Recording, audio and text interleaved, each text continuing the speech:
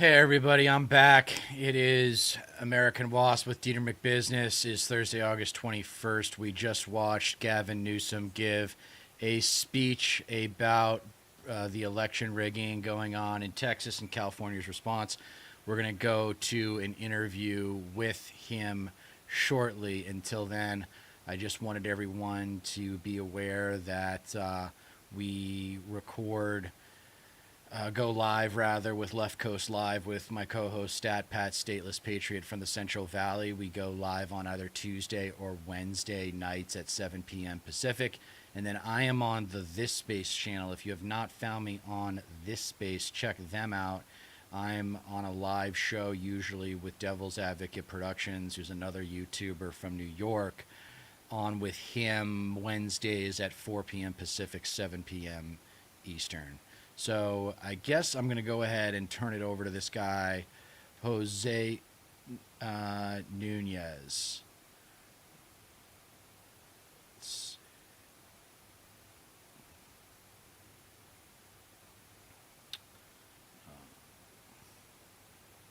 Mobilize voters is now, not later.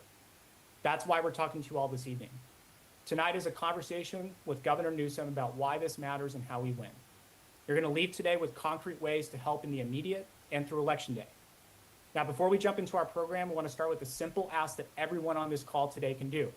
I want you to talk to your people. Commit to contacting 5 people you know in California to make sure they know about the upcoming election and what's at stake. If you don't know anybody in California, that's okay. I want you to commit to contacting 5 people who can join They you always do in this volunteering shit, to help and I us hate reach it. more voters. 5 And we're gonna give people, you the tools 5 and people. You resources think, to how about do just so. one? This is an organize one now, organize or everywhere 2. campaign. If we build that structure together, we will win this, plain and simple. I want you to go to gavinnewsom.win/ballot to sign up to volunteer. That's gavinnewsom.win/ballot. Who's doing the writing for this shit? Now with that, I'm really thrilled to welcome our first special guest who has been smack dab in the middle of the fight in Texas. And that's Texas Representative Gene Wu. Representative, the floor is yours. Thank you so much. This has been kind of an insane journey, if you if you believe me.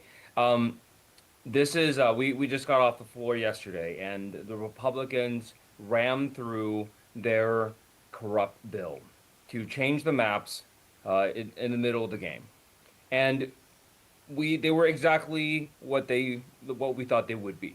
They used force. They used coercion, they used intimidation at every opportunity.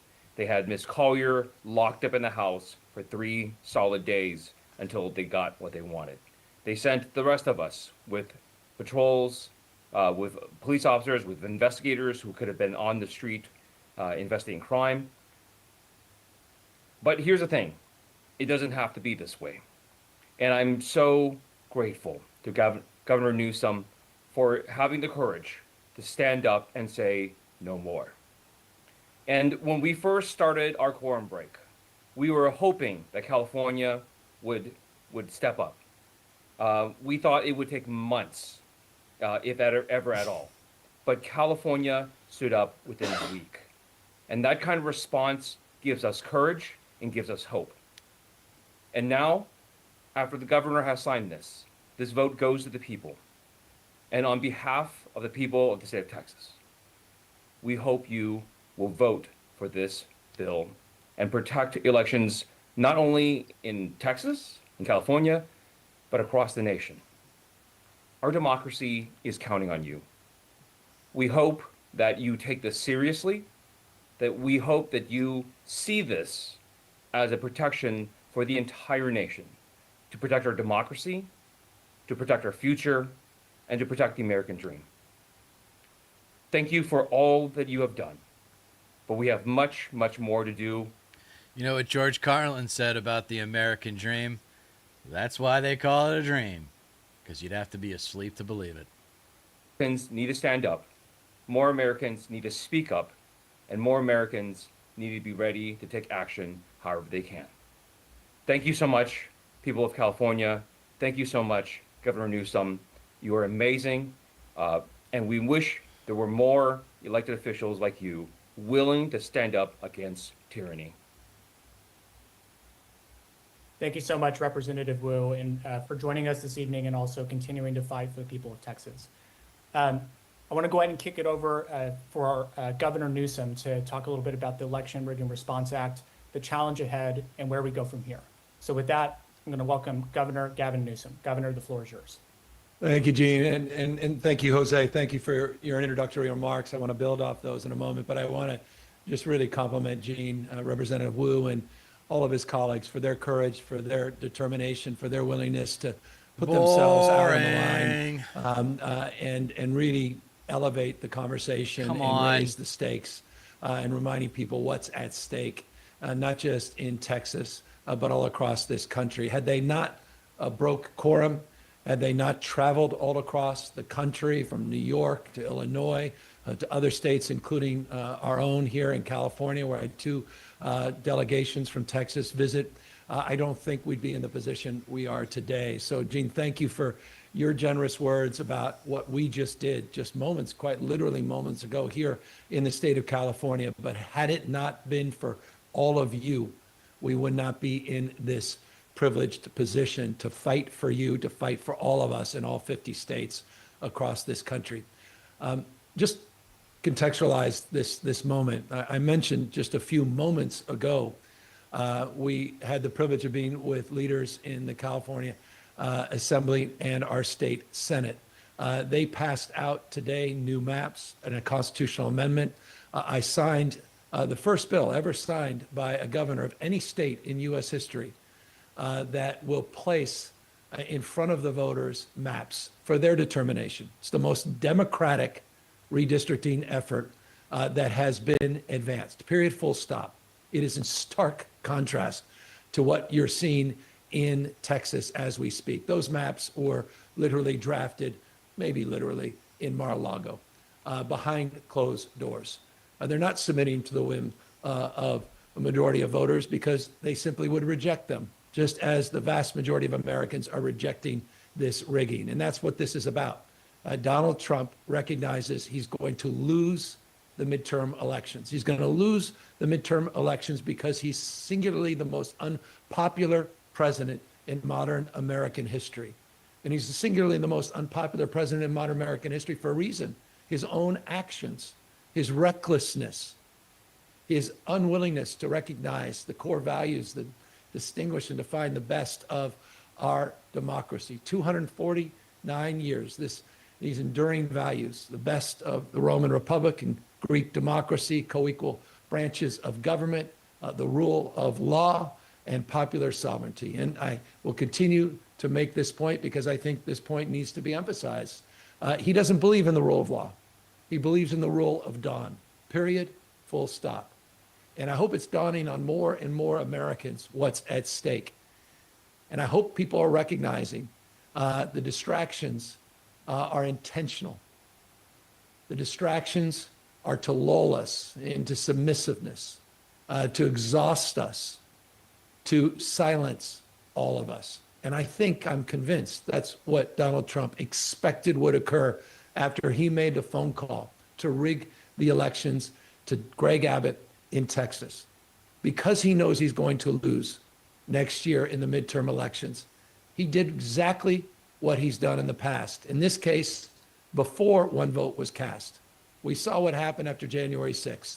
He tried to wreck this democracy. He tried to light democracy on fire. He called up the Secretary of State in Georgia.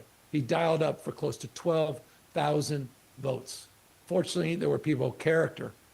There were Democrats, Republicans, people that were Americans first that stood up and pushed back as he tried to steal that election and destroy our democracy.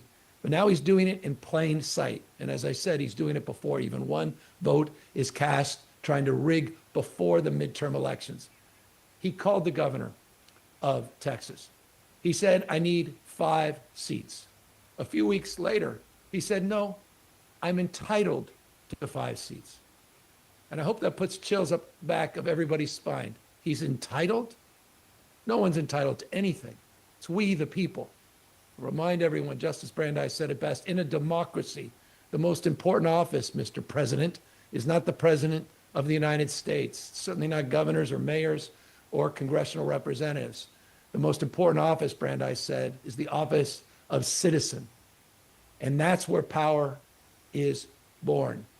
And that's what it's all about. We the people. And that's why we're on this call. Over 10,000+ of you, and it's growing by the minute, that have tuned in. And you're tuning up because you recognize this moment. You recognize this is not just about maps. This is certainly not about party. This is about power. This is not just about rigging elections. This is about breaking the backs of our democracy. And if you think it's overstated, you think it's exaggerated, I hope people will reflect. And those in California, you saw this firsthand, particularly those of you in Southern California. Just a week ago at the Democracy Center, at the site where we were busing and interning the Japanese in the 1940s, Donald Trump sent what has increasingly become his private army that owe nothing to the Constitution, increasingly are just swearing an oath to him.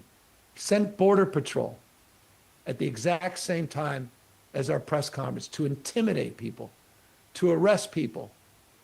Arrest a person who was simply selling strawberries, not a dangerous and violent criminal, indiscriminate acts, but intentionally done to intimidate people, to intimidate those that assembled, hundreds and hundreds of people, including 2 United States Senators, one that was thrown to the ground and handcuffed by Kristi Noem and by these same representatives of the Trump administration just months ago in the same city that just months ago, where we saw the National Guard federalized against the objections of not just Democratic representatives, Republicans all across this state, federalizing 4,000 members of our National Guard. He called up, and I'll remind everybody, he never did this in his first term. He never once called up active duty Marines to send them overseas.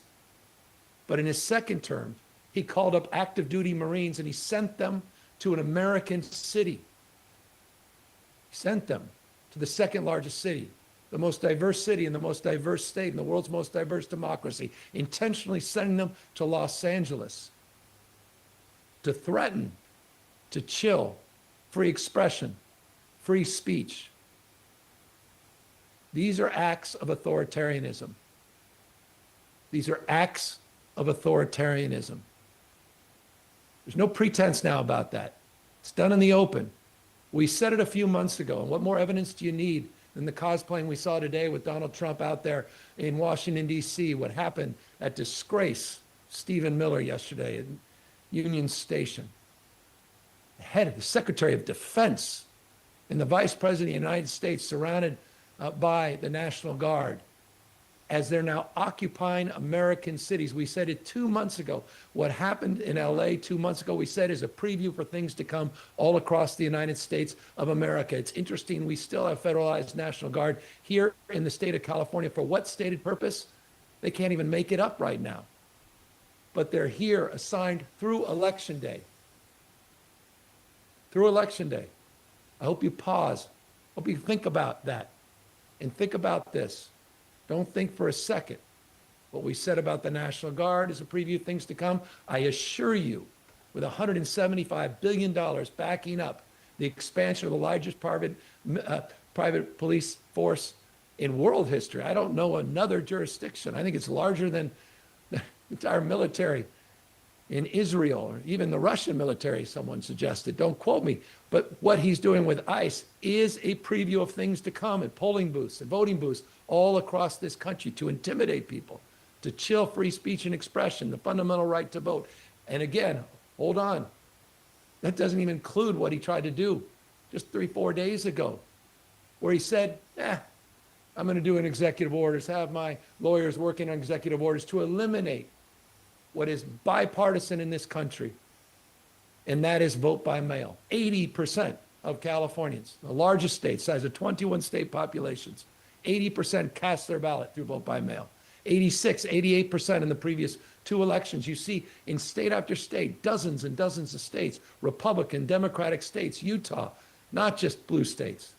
Vote by mail. He is trying to wreck this country. He is trying to end this foundational motion of the rule of law and co-equal branches of government. That's what this election is about. That's what Proposition 50 is about. And here's my proposition to you. What we have done means little unless we can finish the job. We now have moved from a legislative effort to have the backs of the people of Texas. And now we need to have the backs of people all across this country. They cannot win if they play by same set of rules. They don't play by a different set of rules. Donald Trump doesn't believe in any rules. And so we have to move away, with all due respect, Democrats. We've got to disenthrall ourselves with the notion of whether or not we should play hardball to how we play hardball. It's all at stake. I hear pundits, I hear morning pundits. These experts say, well, we should be focused what are they doing out there in California? It's wrong what they're doing in Texas, but we just need to focus every day on kitchen table issues. There won't be a kitchen table if we allow Trump to move forward. We won't even have the chance to debate affordability and push back against these illegal tariffs that are increasing prices. Don't take my word for it. Take the word from the CEO of Walmart, who just made that point. You know what's happening. You all know what's happening in your pocketbook. The rule of dawn, illegal tariffs. You saw what the Supreme Court just did literally hours ago, 5-4 decision, saying that he has the right, overturning lower court decisions. The Supreme Court, that was wired by the same hardball tactics. Wake up, Democrats. Wake up, Americans. Wake up to what Mitch McConnell did. He was the Greg Abbott of his day. 5-4 decision. Merrick Garland was that fifth. On our side, your side, America's side, to gut the National Institute of Health grants all across this country. Truth, trust. That's what Bureau of Labor Statistics is all about. Threatening the independence of the Fed. The most corrupt president in U.S. history. The graft, the corruption, crypto, planes. And it's not just the $400 million plane that he got, it's the close to $1 billion as he took money from food stamps and he took health care from the American people. And he sold out the next generation with 4.1, look it up, it's now $4.1 trillion of debt. And he took $1 billion of that so he can retrofit his plane that goes to his foundation for his personal use, if and when he's done. And the when is a real question. Wasn't that long ago that I received a 2028 Trump hat. I now have dozens of them been sent by people that support him and believe in him. He's showing world leaders, look it up. He goes down to the store with all his merchandise that includes a 2028 hat that he's showing world leaders. Wake up, America. We can lose this. It's precious. So that's what Proposition 50 is all about. It's about leveling the playing field. And it's about pushing back. Yeah, it's about playing hardball. But here's the difference. As he exercises his formal authority, one thing we know from history, the more you use your formal authority, the less you have of it. We're also using our formal authority, but you know what else we're doing? We're using our moral authority. As I said, we're doing it differently. No other state has submitted to the voters these maps to redistrict for themselves in a transparent way and in a temporary way. Not only in a temporary way, a way that affirms our support for national independent redistricting. That's on the ballot as well. We believe in that. This is a temporary measure in response. They fired the first shot. We are responding to it. Had they not moved forward, we wouldn't need to move forward. So this is a profound and consequential moment. And Jose, let me just end. I'm sorry. I can get into ballrooms. I can get into everything that just went on with Intel and the nationalization, the assertion that somehow we're going to start nationalizing great American companies and 15% set aside. What is going, this is serious stuff. But you have the ability to stand up. And that's where I want to close in the spirit of what Jose began. You have the ability to stand up. You have the ability to stand up for the rule of law by supporting Proposition 50. You have the ability to restore checks and balances. You have the ability to have the backs of people that are being bullied and intimidated by Donald Trump. You have the power to stand up for institutions that are cultivating independent thought, universities, the media, journalism. You have that power to stop Donald Trump. You have the power to restore and remain and retain this democracy. And so that's the spirit. That's why we wanted you to tune in, so we can all tune up and not tune out, so that we can all dial up and literally dial into friends and family, to volunteer, to knock on doors physically, virtually, to remind people what's at stake, to get online, to get offline and get in lines all across this state, to get in those polling booths and to vote yes on Proposition 50, to donate $3, $5, $10. We the people. Thousands, 10 plus All right. thousand of you All right, dude, today. you should have wrapped it up about 5 minutes Hundreds ago. of thousands that have already contributed. Literally over a quarter Gotta of get a more million specific, people have already Gavin. contributed just 5 days You got to get more to this specific effort. with the ask. People understand what's at stake. And I'll end on this because Gene reminded me, he talks about chapters in a book, his final words before he passed it over to me. I'm reminded of that great Walt Whitman, that great poem, "O Me, O Life." It's worth looking at. Man, is it worth looking at. He talks about this Poetry. this notion of agency, this notion that we are not bystanders in life, that we can shape the future. And it talks about writing our own verse in this play that is life. And all of us have that capacity to write our own verse. And so that's what we're asking for you to do today. Active citizenship, participatory democracy. Support each other, support the enduring principles of our founding fathers, and yes, support Proposition 50 and send a message to Donald Trump.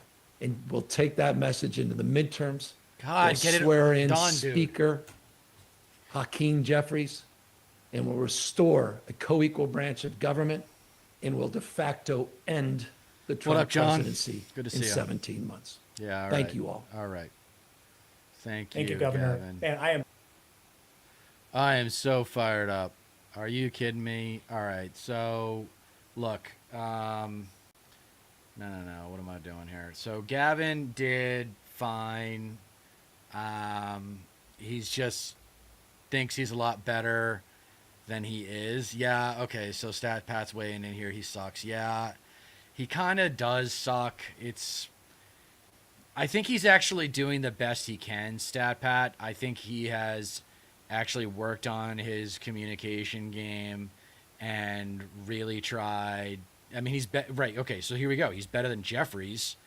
I know he said that because that's his play to the Washington establishment, and he can't get involved in like congressional stuff. That's like a sphere difference, right? Like you're the governor of California, know your lane. Yeah, John, I don't know about.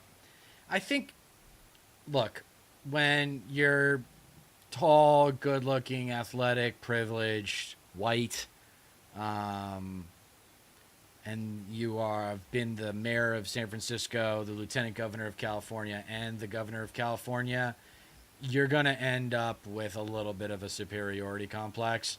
You're gonna end up thinking, well, I ran the 4th largest economy in the world, which means I am better qualified to run the largest economy in the world, which is, of course, the U.S.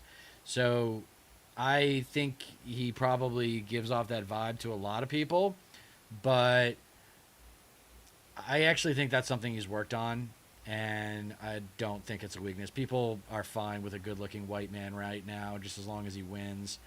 And it's interesting, maybe if Gavin does serve a bigger purpose, then it'll be just to get the conversation going about who who are the real players? Like, right? They always talk about the Democratic Party struggling with never having a bench. It's like, okay, who are the other names? Is Wes Moore going to run out of Maryland? Is Gretchen Whitmer going to run out of Michigan? Or are they at least going to unite for a little while and just say, we got to get the votes out in these areas? Pennsylvania governor, whose name escapes me, but I don't like him very much. He tries to sound like Obama. Anybody else got anything else? Hit me up in the chat. Just saw Newsom. Scroll back and watch if you haven't already. Newsom just did basically another monologue to the internet as opposed to a speech to TV about the redistricting plan. I was looking at a map. I was going to show you guys a map. It's not terribly insightful right now. It's too clustered around San Francisco and Los Angeles to really understand it. So I'm not going to bore you guys out. Yes, thank you, Stat Pat Shapiro from Pennsylvania. Yeah, not down with that guy. He's kind of a loser.